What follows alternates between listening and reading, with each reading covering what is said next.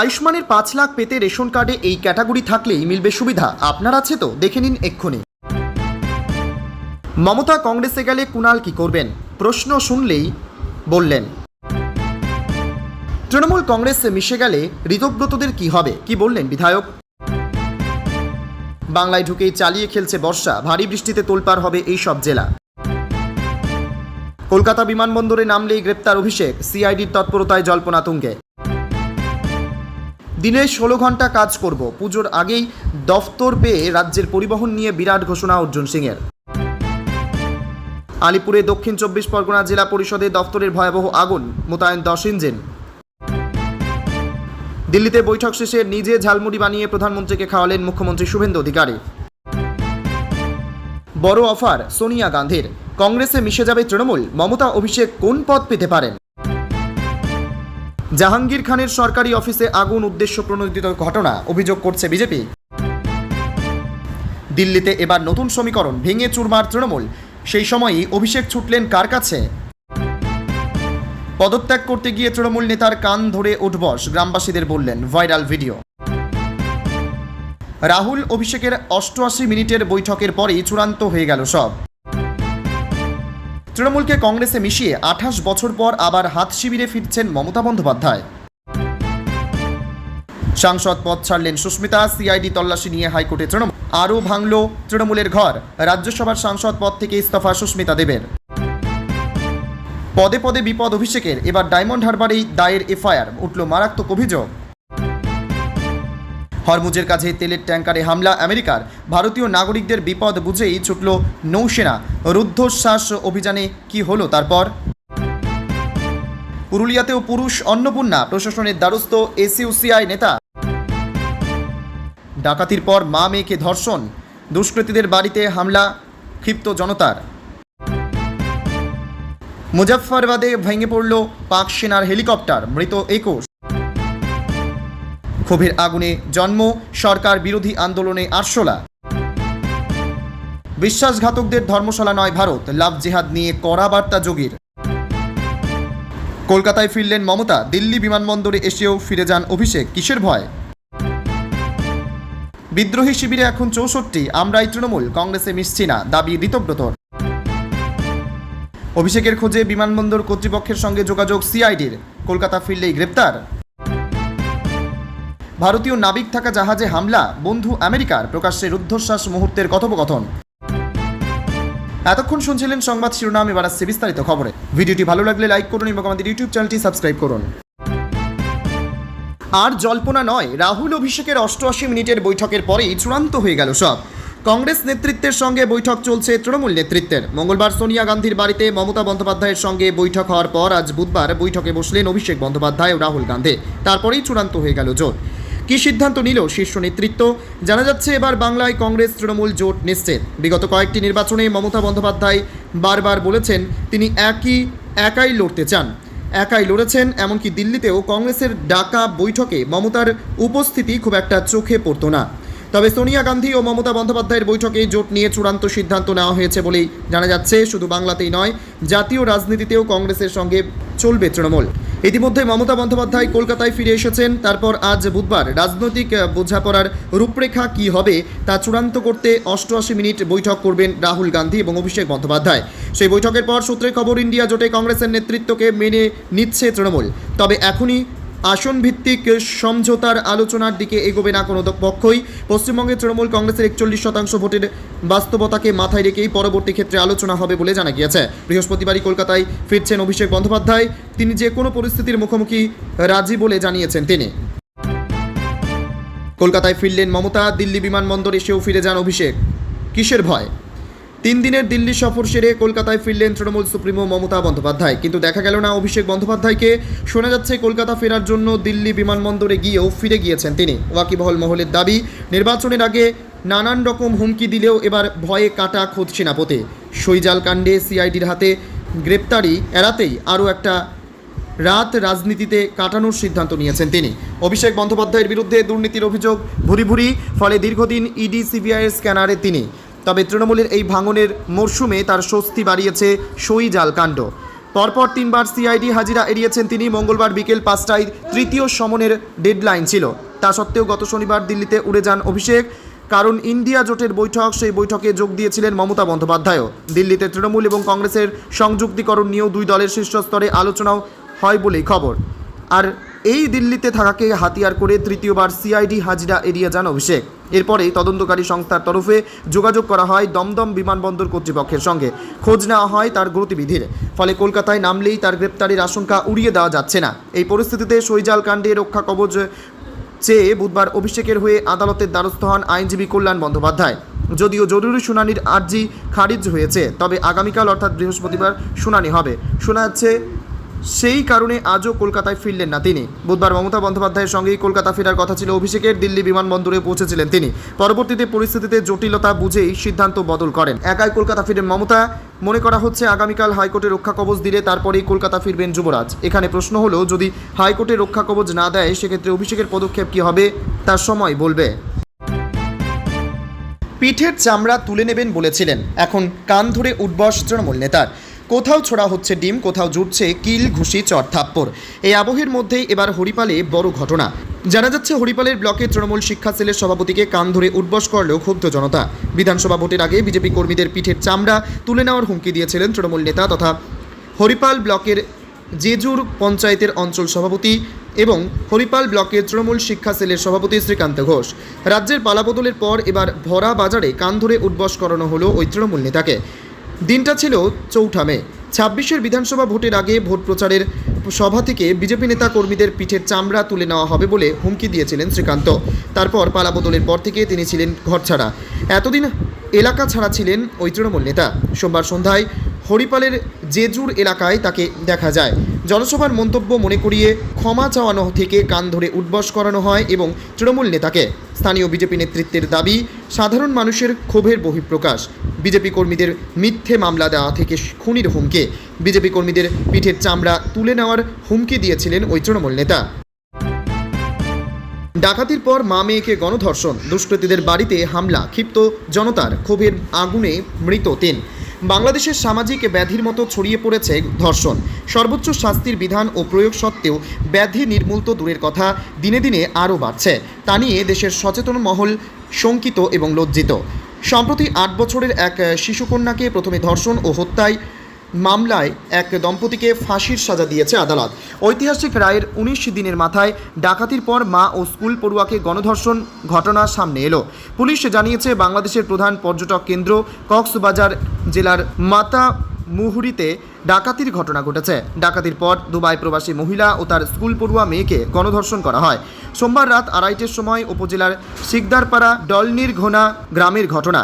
জেলার চকরিয়া থানার ভারপ্রাপ্ত আধিকারিক মোহাম্মদ মনির হোসেন বলেন, এই ঘটনায় রেজাউল মেহেদি, বাবু, কেফায়েত, তানজিদ সহ 6 জনকে আটক করা হয়েছে। তারা সবাই পূর্ব বড় ভেউলা ইউনিয়নের বাসিন্দা। স্থানীয় সূত্রে জানা গেছে, 8 থেকে 10 জনের সশস্ত্র ডাকাত দল জানালার গ্রিল কেটে বাড়ির ভেতরে ঢুকে প্রথমে তারা নগদ টাকা, সোনার গয়না সহ মূল্যবান সামগ্রী লুট করে। এরপর গৃহকর্ত্রী ও তার মেয়েকে গণধর্ষণ করে। গুরুতর আহত অবস্থায় মা ও মেয়েকে উদ্ধার করে প্রথমে চকরিয়া উপজেলা স্বাস্থ্য কমপ্লেক্সে ভর্তি করা হয়। নির্যাতিতা কিশোরীর মামা মারুফ জানান, তার বোন ও মেয়েকে পাশবিক অত্যাচার করেছে ডাকাত দল। ভাগ্নির অবস্থা আশঙ্কাজনক। তাদের চকরিয়া উপজেলা ও স্বাস্থ্য কমপ্লেক্স থেকে কক্সবাজার জেলা সদর হাসপাতালে স্থানান্তরিত করা হয়েছে। দিল্লিতে এবার নতুন সমীকরণ, ভেঙে চুরচুর তৃণমূল। সেই সময়ই অভিষেক ছুটলেন কার কাছে? তৃণমূল কংগ্রেসে ফের বড় রাজনৈতিক চাঞ্চল্য। টালমাটাল বললেও কম বলা হয়। ঝড়ের মুখে কার্যত চুরচুর হয়ে ভাঙল তৃণমূল। পশ্চিমবঙ্গে মমতাপন্থী তৃণমূলের তীরে একেবারেই ডুবন্ত। অন্যদিকে দিল্লিতে বুধবার বড় ধাক্কায় খেল তৃণমূল। এবার রাজ্যসভার সাংসদ পদ থেকে ইস্তফা দিলেন সুস্মিতা দেব। সেই সঙ্গে ছাড়লেন তৃণমূলের সব পদও। দলের সব পদ থেকে ইস্তফা দিলেন রাজ্যসভার সাংসদ সুস্মিতা দেব। চলতি সপ্তাহে তিনি দ্বিতীয় তৃণমূল রাজ্যসভার সাংসদ। তিনি দলীয় পদ ছাড়লেন। তার এই সিদ্ধান্ত ঘিরে রাজনৈতিক মহলে শুরু হয়েছে জোর জল্পনা। আর শটান চলে গেলেন হিমন্ত বিশ্ব শর্মার সঙ্গে বৈঠক করতে। এমন টালমাটাল পরিস্থিতিতে দিল্লিতে বৈঠকে বসলেন তৃণমূলের অন্যতম সর্বভারতীয় সাধারণ সম্পাদক অভিষেক বন্দ্যোপাধ্যায় এবং লোকসভার বিরোধী দলনেতা রাহুল গান্ধী। 10 জন পথে হওয়া এই বৈঠক ঘিরে রাজনৈতিক মহলে নতুন করে জল্পনা তৈরি হয়েছে। এই বৈঠকের মাত্র একদিন আগেই তৃণমূল সুপ্রিমো মমতা বন্দ্যোপাধ্যায় সাক্ষাৎ করেন প্রাক্তন কংগ্রেস সভানেত্রী সোনিয়া গান্ধীর সঙ্গে। সূত্রের খবর, বিরোধী জোট এনডিএকে আরও শক্তিশালী করা এবং আগামী রাজনৈতিক কৌশল নিয়েই আলোচনা হয়েছে দুই নেত্রীর মধ্যে। রেশন কার্ডে এই ক্যাটাগরি থাকলেই মিলবে আয়ুষ্মানের 5 লাখ। আপনার আছে তো? দেখে নিন এখনই। সরকার পরিবর্তন হতেই পশ্চিমবঙ্গে চালু হয়ে গেল আয়ুষ্মান ভারত। গত সোমবার দিল্লিতে বিজ্ঞান ভবনে সরকারিভাবে পশ্চিমবঙ্গে চালু হলো আয়ুষ্মান ভারত PMJAY প্রকল্প। তৃণমূল সরকারের আমলে যে ফাইল দীর্ঘদিন ধুলোয় চাপা পড়েছিল, আজ তা আমজনতার জন্য বাস্তবায়িত হয়ে গেল। মুখ্যমন্ত্রী এই প্রতিশ্রুতি পূরণ করায় খুশির হাওয়া বইছে রাজ্যে। কিন্তু প্রশ্ন, এই প্রকল্পের সুবিধা কারা পাবেন? মনে রাখবেন, এই প্রকল্প সবার জন্য নয়, সাধারণ ও অর্থনৈতিকভাবে পিছিয়ে পড়া মানুষেরাই এই সুবিধা পাবেন। আয়ুষ্মান ভারত প্রকল্পে পশ্চিমবঙ্গে প্রায় 1.5 কোটি পরিবার সরাসরি এই প্রকল্পের সুবিধা পাবেন। প্রকল্প রূপায়ণের জন্য প্রাথমিক খাতে 976 কোটি টাকা বরাদ্দ করেছে কেন্দ্রীয় সরকার। রাজ্যের তরফ থেকে জানানো হয়েছে, আপনি যদি আপনার রেশন কার্ডের এই ক্যাটাগরির হন তবে সরাসরি সুবিধা পাবেন আয়ুষ্মান প্রকল্পের। রেশন কার্ডের কোন ক্যাটাগরিতে পাবেন সুবিধা? রাজ্য সরকার নির্দেশ অনুযায়ী আপনি যদি অন্তর্দয় অন্ন যোজনা বিশেষ অগ্রাধিকার প্রাপ্ত এবং অগ্রাধিকার প্রাপ্ত ডিজিটাল রেশন কার্ড এর অধীনে থেকে থাকেন তবে আয়ুষ্মান প্রকল্প আপনার জন্য। তবে সমস্ত নথি খতিয়ে দেখার পর আপনার প্রকৃত পরিচিতি ক্রস চেক বা যাচাই করার পরই আপনার নাম কেন্দ্রের এই বীমা তালিকায় অন্তর্ভুক্ত করবেন সংশ্লিষ্ট আধিকারিকরা। আলিপুরের সরকারি অফিসে ভয়ঙ্কর অগ্নিকাণ্ডের নেপথ্যে ষড়যন্ত্র, দায়ের এফআইআর। আলিপুরের সরকারি অফিসে অগ্নিকাণ্ডের ঘটনায় এবার দায়ের হলো এফআইআর। এই ঘটনায় অজ্ঞাত পরিচয় ব্যক্তিদের বিরুদ্ধে আলিপুর থানার একটি লিখিত অভিযোগ দায়ের করেন দক্ষিণ 24 পরগনার অতিরিক্ত জেলাশাসক। ভয়ঙ্কর এই অগ্নিকাণ্ডের নেপথ্যে কোনো ষড়যন্ত্র রয়েছে কিনা তা জানতে তদন্তের দাবি জানান তিনি। মঙ্গলবার সকাল 9:30 নাগাদ আলিপুরের নতুন প্রশাসনিক ভবনে অবস্থিত দক্ষিণ 24 পরগনা জেলার অতিরিক্ত জেলাশাসকের দপ্তরে আগুন লাগে। বঙ্গ রাজনীতির চর্চিত নাম জাহাঙ্গীর খানের অফিসও ছিল সেখানে। খবর পেয়ে দমকল বাহিনী, পুলিশ এবং ডিজাস্টার ম্যানেজমেন্ট গ্রুপ আগুন নেভানোর কাজে হাত লাগান, কিন্তু রাত পর্যন্ত আগুন পুরোপুরি নেভেনি। এই পরিস্থিতিতে নিজের অফিসে অগ্নিকাণ্ডের সঠিক কারণ জানতে আলিপুর থানায় একটি এফআইআর দায়ের করেছেন এডিএম। পুলিশ জানিয়েছে, ঘটনাস্থলটি সম্পূর্ণ ঘিরে ফেলা হয়েছে। ইতিমধ্যেই সেখানে মোতায়েন করা হয়েছে পুলিশ পিকেট। আগুন লাগার প্রকৃত কারণ জানতে শীঘ্রই ফরেনসিক বিশেষজ্ঞদের একটি দল ঘটনাস্থলে পরিদর্শনে যাবে। তাদের মতামত ও তদন্তের ভিত্তিতেই অগ্নিকাণ্ডের উৎস সম্পর্কে নিশ্চিত হওয়া যাবে। তদন্তের স্বার্থে সমস্ত দিক খতিয়ে দেখছেন তদন্তকারীরা। আরও ভাঙল তৃণমূলের ঘর। রাজ্যসভার সাংসদ পদ থেকে ইস্তফা সুস্মিতা দেবের। তৃণমূল কংগ্রেসে আরও এক ধাক্কা, এবার ইস্তফা দিলেন সুস্মিতা দেব। রাজ্যসভার সাংসদ পদ থেকে তিনি ইস্তফা দিলেন। এই নিয়ে এক সপ্তাহে দ্বিতীয় ইস্তফা তৃণমূল সাংসদের। এর আগে সুখেন্দু শেখর রায় ও রাজ্যসভার সাংসদ পদ থেকে ইস্তফা দিয়েছেন। এবার সাংসদ পদ ছাড়লেন সুস্মিতাও। তৃণমূলে চওড়া হচ্ছে ফাটল। একদিকে ঋতব্রত বন্দ্যোপাধ্যায়ের নেতৃত্বে 58 জন বিধায়ক নতুন তৃণমূল গড়ার তোড়জোড় করছে। বিধানসভা থেকেও সংসদেও পৌঁছে গিয়েছে বিক্ষোভের আঁচ। কাকলি ঘোষ দস্তিদারদের নেতৃত্বে জনাভিষেক সাংসদ লোকসভায় আলাদা ফ্রন্ট গড়ে এনডিএকে সমর্থন করতে প্রস্তুত। এর মাঝেই আরও বড় ভাঙন। রাজ্যসভার সাংসদরা একে একে ইস্তফা দিচ্ছেন। সুখেন্দু শেখর রায় ইতিমধ্যেই ইস্তফা দিয়েছেন। আজ বুধবার সুস্মিতা দেবও ইস্তফা দিলেন। আজই তিনি রাজ্যসভার চেয়ারম্যান সিপি রাধাকৃষ্ণনের কাছে গিয়ে ইস্তফাপত্র জমা দেন। জল্পনা শোনা যাচ্ছে, সদ্য সাংসদ হওয়া কোয়েল মল্লিকও ইস্তফা দিতে পারেন। দক্ষিণবঙ্গের 8 জেলায় প্রবল বৃষ্টির সম্ভাবনা, 90 কিমি বেগে ঝড় এবং বজ্রপাতের ইঙ্গিত। এই মুহূর্তে সম্ভবত সবচেয়ে বড় খবর, বর্ষা এলো বঙ্গে। সিকিম সহ উত্তরবঙ্গের কালিম্পং, আলিপুরদুয়ার, কোচবিহারের সমস্ত এলাকায় ঢুকে পড়ল দক্ষিণ পশ্চিম মৌসুমি বায়ু। জলপাইগুড়ির বেশিরভাগ অংশেও এলো মৌসুমি বায়ু এবং দার্জিলিং জেলার কিছু অংশে ঢুকে পড়ল বর্ষা। বর্ষা এলো বঙ্গে। সিকিম সহ উত্তরবঙ্গের কালিম্পং, আলিপুরদুয়ার এবং কোচবিহারের সমস্ত এলাকায় দক্ষিণ পশ্চিম মৌসুমি বায়ু। জলপাইগুড়ি জেলার বেশিরভাগ অংশে মৌসুমি বায়ু এবং দার্জিলিং জেলার কিছু অংশে ঢুকে পড়েছে বর্ষা। মৌসুমি বায়ুর অনুকূল পরিস্থিতি। আগামী 4-5 দিনে বর্ষা বাংলার আরও কিছু এলাকার সঙ্গে ঝাড়খণ্ড, উড়িষ্যা এবং বিহারেও ঢুকে পড়বে বলে অনুমান আবহাওয়া দপ্তরের। উত্তরবঙ্গে ভারী বৃষ্টির সতর্কতা। বজ্রবিদ্যুৎ সহ ঝড় বৃষ্টি সব জেলায়। বজ্রবিদ্যুৎ সহ হালকা মাঝারি বৃষ্টির সঙ্গে 40 থেকে 50 কিলোমিটার গতিবেগে দমকা বাতাস বইবে। আজ দার্জিলিং, কালিম্পং, আলিপুরদুয়ার, কোচবিহার ভারী বৃষ্টির সতর্কতা। বৃহস্পতিবার জলপাইগুড়ি, কোচবিহার, আলিপুরদুয়ার, উত্তর ও দক্ষিণ দিনাজপুর জেলাতে ভারী বৃষ্টির আশঙ্কা। শুক্রবার এবং শনিবারেও জলপাইগুড়ি, আলিপুরদুয়ার, কোচবিহারে ভারী বৃষ্টির আশঙ্কা। রবিবার থেকে ভারী বৃষ্টির সম্ভাবনা কমবে, তবে বজ্রবিদ্যুৎ সহ ঝড় বৃষ্টি চলবে উত্তরবঙ্গে। দক্ষিণবঙ্গে ঝড় বৃষ্টির সম্ভাবনা। দক্ষিণবঙ্গের সব জেলায় রয়েছে অতিরিক্ত বজ্রপাতের আশঙ্কা। তবে গরম এবং অস্বস্তিও থাকবে। বৃষ্টি হলে সাময়িক স্বস্তি মিলতে পারে। বিক্ষিপ্ত ভারী বৃষ্টি উপকূলের এই 2-1 জেলায়। আজ বজ্রবিদ্যুৎ সহ হালকা থেকে মাঝারি বৃষ্টি সঙ্গে 40 থেকে 60 কিলোমিটার গতিবেগে ঝড়ের সম্ভাবনা পূর্ব এবং পশ্চিম বর্ধমান, বীরভূম, মুর্শিদাবাদ, নদিয়া, হুগলি এবং উত্তর 24 পরগনা জেলায়। এই জেলাগুলির কিছু অংশে কালবৈশাখীর সতর্কতা। বাকি জেলাতেও 30 থেকে 40 কিলোমিটার গতিবেগে ঝোড়ো হওয়ার সঙ্গে বৃষ্টির সম্ভাবনা। বৃহস্পতিবার ভারী বৃষ্টির আশঙ্কা দক্ষিণ 24 পরগনা এবং পূর্ব মেদিনীপুর জেলায়। 50 থেকে 60 কিলোমিটার গতিবেগে ঝড়ের সঙ্গে বৃষ্টির সম্ভাবনা থাকবে পূর্ব পশ্চিম বর্ধমান, বাঁকুড়া, পুরুলিয়া, পশ্চিম মেদিনীপুর, ঝাড়গ্রাম এবং পূর্ব মেদিনীপুর জেলায়। এই জেলাগুলির কিছু অংশেও কালবৈশাখীর সতর্কতা। সোমবার পর্যন্ত বিক্ষিপ্তভাবে ঝড় ও বৃষ্টি চলবে দক্ষিণবঙ্গের প্রায় সব জেলায় এবং কলকাতায় সন্ধ্যের দিকে ঝড় বৃষ্টির সম্ভাবনা, বজ্রবিদ্যুৎ সহ হালকা মাঝারি বৃষ্টি সঙ্গে 40 থেকে 50 কিলোমিটার গতিবেগে দমকা ঝোড়ো বাতাস বইতে পারে। আজ এবং কাল ঝড় বৃষ্টির সম্ভাবনা বেশি থাকবে। বিশ্বাসঘাতকদের ধর্মশালা নয় ভারত, লাভ জেহাদ নিয়ে কড়া বার্তা যোগীর। যারা দেশের ঐতিহ্য ও মূল্যবোধকে সম্মান করেন না, যারা বিশ্বাসঘাতক, তাদের আশ্রয় দেওয়ার জন্য ভারত কোনো ধর্মশালা নয়। লাভ জেহাদ নিয়ে কড়া বার্তা দিলেন উত্তরপ্রদেশের মুখ্যমন্ত্রী যোগী আদিত্যনাথ। মঙ্গলবার লখনৌতে একটি ধর্মীয় অনুষ্ঠানে যোগ দিয়েছিলেন যোগী। সেখানে ভাষণ দিতে গিয়ে তিনি বলেন, ভগবান রাম জাতীয় ঐক্যের এক শক্তিশালী প্রতীক হিসাবে বিরাজমান। রাজনৈতিকভাবে চালিত হাতে গোনা কয়েকজন ব্যক্তি ছাড়া এমন কাউকে খুঁজে পাওয়া যাদের ডিএনএতে ভারতের রক্ত মিশে নেই। শুধু তাই নয়, এমন কাউকে খুঁজে পাওয়া যাবে না যারা ভগবান রামের আদর্শকে তার জীবনের অংশ করে নেননি। এরপরেই তিনি বলেন, বিশ্বাসঘাতকদের আশ্রয় দেওয়ার জন্য ভারত কোনো ধর্মশালা নয়। লাভ জেহাদ নিয়ে কথা বলতে গিয়ে যোগী বলেন, ভারতের জনবিন্যাস পরিবর্তনের প্রচেষ্টার সঙ্গেই লাভ জেহাদের যোগসূত্র রয়েছে। 2009 এবং 2021 সালে হাইকোর্ট এ বিষয়ে প্রকাশ করেছিল। এটি ভারতের জনবিন্যাস পরিবর্তনের একটি ষড়যন্ত্র। 2020 সালে আমাদের সরকার বেআইনি ধর্মান্তর রোধে আইন প্রণয়ন করেছেন। তবে এ বিষয়ে আরও সচেতনতা প্রয়োজন। নেতিবাচক শক্তির বিরুদ্ধে সমাজকে ঐক্যবদ্ধ থাকতে হবে।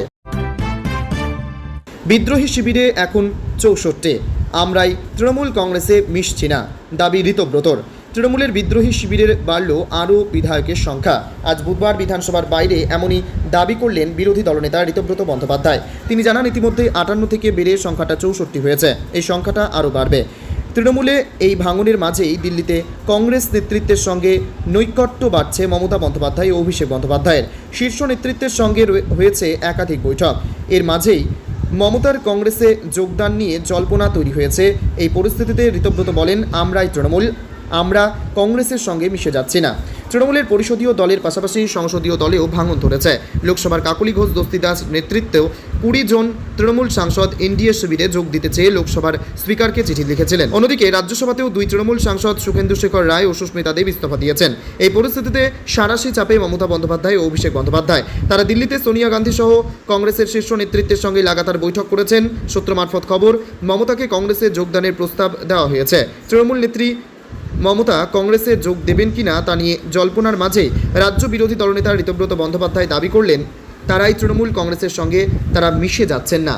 লোকসভায় তৃণমূলের বিদ্রোহী শিবিরে সাংসদের তালিকা যে আরও বাড়বে তা আগেই জানিয়েছিলেন কাকলি ঘোষ দস্তিদার। এই আবহে শোনা যাচ্ছে বিদ্রোহী শিবিরে নাম লেখাতে চলেছেন মালা রায়, সায়নী ঘোষ। কয়েকদিন আগেই পুরনো সব কমিটি ভেঙে দিয়ে নতুন কমিটি গড়েছে তৃণমূল। সেই কমিটিতে মালা রায় ও সায়নী ঘোষ ছিলেন। তারাও বিদ্রোহী শিবিরে নাম লেখাতে চলেছে বলে জল্পনা ছড়াতেই অভিষেকের সংগঠন নিয়ে কটাক্ষ করেন ঋতব্রত। ফের একবার তিনি বলেন, অভিষেকের সং আছে, গঠন নেই। বিরোধী দলনেতা বলেন, সংখ্যাটা 64 পেরিয়ে গিয়েছে, আগামীকাল হয়তো সংখ্যাটা 65 হয়ে যাবে। এই ভাঙন চলতে থাকবে। কে কোথায় কার সঙ্গে ব্যক্তিগত স্তরে বৈঠক করছে তা নিয়ে আমরা কিছু বলতে পারবো না। আমরাই তৃণমূল, আমরা কংগ্রেসের সঙ্গে মিশছি না।